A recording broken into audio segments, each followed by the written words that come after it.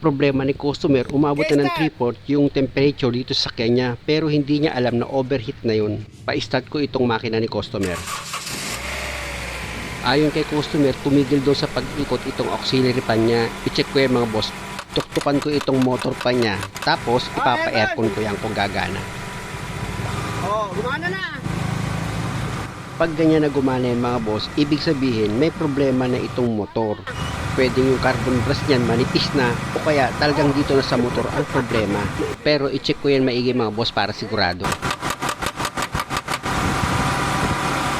Umabot ba yung 3/4? Ha? Overheat ka? Hindi. Hindi. Pagka 3/4, kaya pwede aircon. Hindi mo. Kaya, nag-overheat ka yun. Hindi overheat ko. Overheat ko yan? Oh, siyempre. 3/4 na eh. Tapos, alam mo, Nabira, 3/4 na nga sa atin pero hindi pa, overheat na yun. bigla siya bumaba. Bigla tayo yung aircon. O siyempre, bababa. Narinig yung sabi ni customer, nang pinatay niya yung aircon, bumaba yung temperature. Pasensya na kayo mga boss kasi si customer ngayon lang siya naka-encounter ng ganitong problema na overheat. Kaya hindi siya familiar sa mga salitang overheat pag lumagpasan ng kalahati sa temperature. 3/4? 3/4? 3/4? Ay, yung aircon ka nga, baka biglang umusok eh. 3/4 overheat nga yun eh. Tuktukan ko uli yan mga boss dahil tumigil na naman sa pag-ikot itong auxiliary pan ni customer. Pag umikot yan, palitin na talaga itong motor niya. Dito sa pinapakita ko sa inyo mga boss, para matuto kayo mag-check ng auxiliary pan nyo kung may problema na siya or wala pa. Pag pinalo mo itong pitan ng motor pan mo at gumana yung pan, tapos malakas naman yung buga ng hangin, okay pa yan. Pero pag mahina na yung buga ng hangin gaya nito, palitin na yan mga boss. Switch off ko muna itong makina.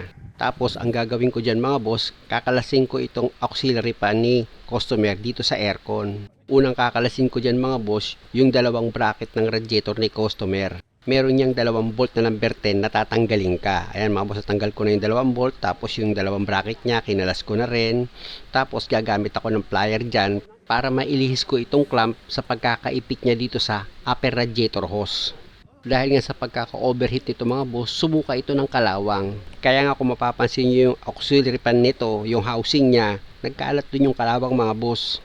At isa pa yan sa mga gagawin ko bukod sa pagpalit ko ng motor ng auxiliary fan nito sa aircon, itong radiator niya, i-drain ko pa yan mga boss para malinisan bago ko lagyan ng bagong coolant. Ito na mga boss, bunutin ko na itong upper radiator hose, pati yung maliit na hose dito sa coolant reservoir, tinanggal ko rin yan. Tapos gagamit ako dyan ng box wrench na number 10 para matanggal ko naman yung 2 bolt sa housing ng auxiliary fan ng aircon ni customer.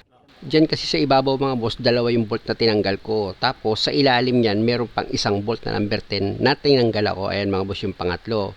Tapos dito naman sa pangalawang auxiliary fan ni customer, yan yung sa radiator, tatanggalin ko rin yung 2 bolt dyan.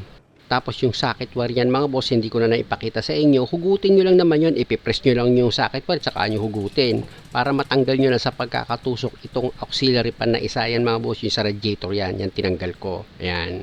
Tapos isunod ko naman tanggalin itong auxiliary pan niya sa aircon. Siyempre, hugutin nyo pa rin yung socket wire yan. May sarili din kasing socket wire yan mga boss. O, ayan, iangat ko yung socket wire na binunot ko. Ayan o, ayan. Diba?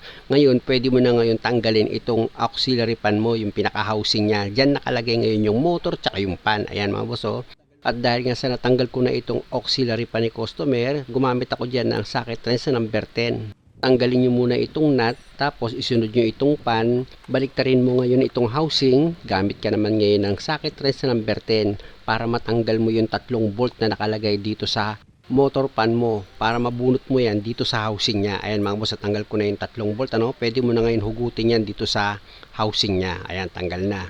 At para sigurado ka mga boss, gamit ka ng snow paint, lagyan mo ng tandayan sa motor at dito sa housing ng motor mo para pag ikinabit mo yung bago, hindi ka magkamali. Pero bago yun mga boss, gusto ko rin kasing makita nyo yung loob nito para masabi ko na kailangan na talaga itong palitan.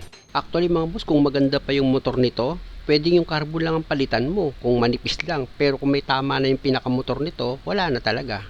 Hindi lang naman kalasin ito mga boss, plier lang at flat screw ang ginamit ko dyan para may angat mo na itong brush holder niya. Ayan mga boss, oh, naiangat ko na itong brush holder. Tapos itong armature niya mga boss, iaangat ko rin yan. Ayan, hihilahin nyo lang naman yan mga boss eh. Medyo may magnet kasi yan mga boss, kaya biglain nyo lang. Ayan mga boss, kung makikita nyo, Natanggal ko na siya dito sa housing niya.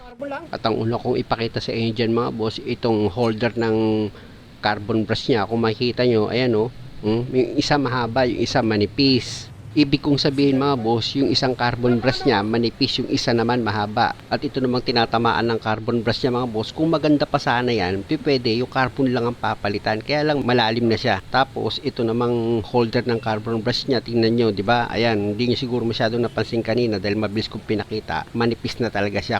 At dahil sa hapon na mga boss, tapos wala pang makuhang pyesa si customer, abangan nyo sa part 2. Maraming salamat.